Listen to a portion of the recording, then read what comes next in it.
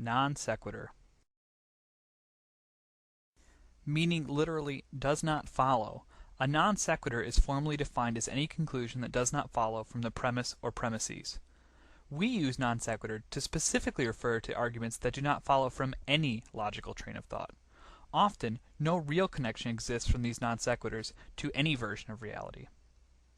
So who better than Kirk Cameron on the Bill O'Reilly Show to exhibit the paramount of logical disconnect? And now for something completely different. Plus, Darwin said in order to prove evolution, which is the #1 alternative to God, you've got to be able to prove transitional forms, one animal transitioning into another. And all through the fossil record and life, we don't find one of these. A crocoduck. There's just nothing like it. Red herring. A red herring is not so much a logical fallacy as a distraction technique. In response to an opponent's position, an irrelevant point is made. It can even be a valid point, but it does nothing to address the issue. The red herring is another common creationist tactic. Watch as John Pendleton dodges an argument about the age of natural fossils with the discussion of a boot. Some say, well, you need a long period of time to make fossils. Well, there's lots of fossils out there. Here's one of my favorite ones. This is a cowboy boot. This was found in West Texas. And the right-hand image here, we see that the poor cowboy broke his leg, and his leg and foot stayed inside the boot.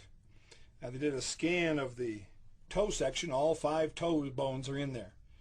It's all fossilized. This was found in the 1980s. Argument from personal incredulity. In this fallacy, one argues that because they do not personally find a premise to be likely or believable, it cannot be true, regardless of evidence. The fallacy lies in presenting one's beliefs about a proposition as evidence.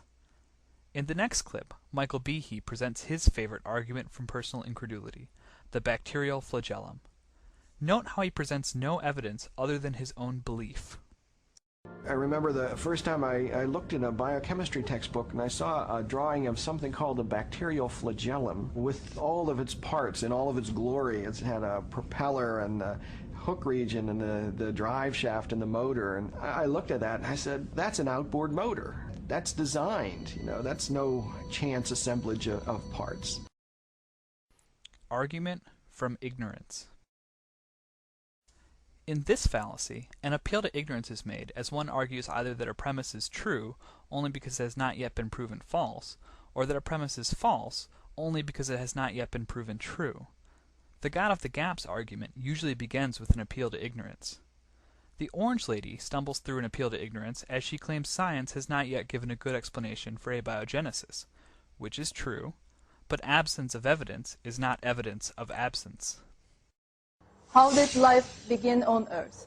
Evolution tells to this question that life began on Earth with a single cell suddenly appears. But we know that there is no room for chance in nature. Not even a single person could ever build a single cell with the advanced technologies of 20th century.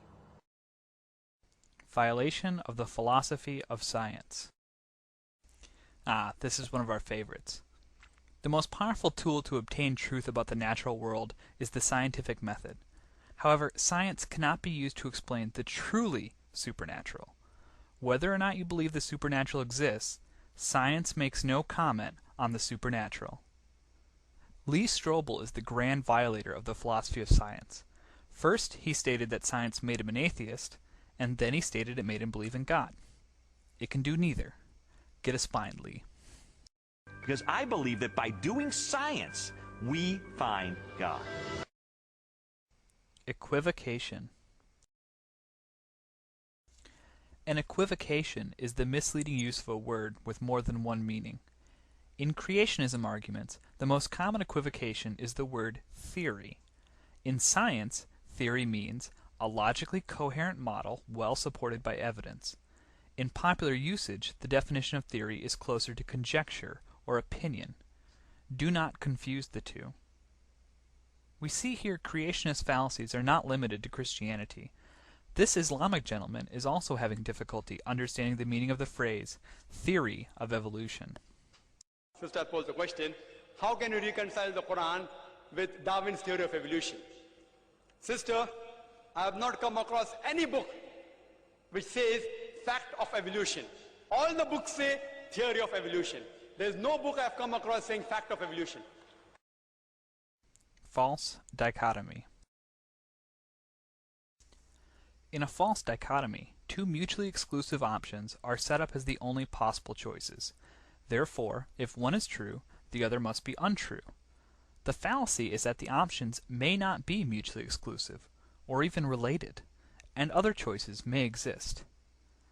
Venom Fang X walks us through the classic evolution versus religion false dichotomy. And I vote this kid is 5-star creepy. Some people might say that maybe God used evolution to get us here. Well, that's not the God of the Bible, because the God of the Bible says that death came by man's sin. However, evolution says man came by death.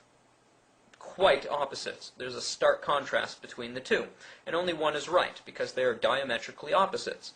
In fact, that's proof in the Bible's favor, because if you take it at face value, it is a literal opposite of evolution in every way. In fact, you could come to the theory of evolution by simply looking at what the Bible says and then flipping it on its head. Begging the question. Also known as circular reasoning, begging the question is a fallacy where your conclusion is implicitly or explicitly assumed in your premise. Therefore, the illusion of logic is presented when in fact no proof has been made. Begging the question can be very subtly done. In the next clip, notice how the questioner assumes somebody wound up the universe. NASA scientist Robert Jastrow wrote, "The second law of thermodynamics applied to the cosmos indicates the universe is running down like a clock.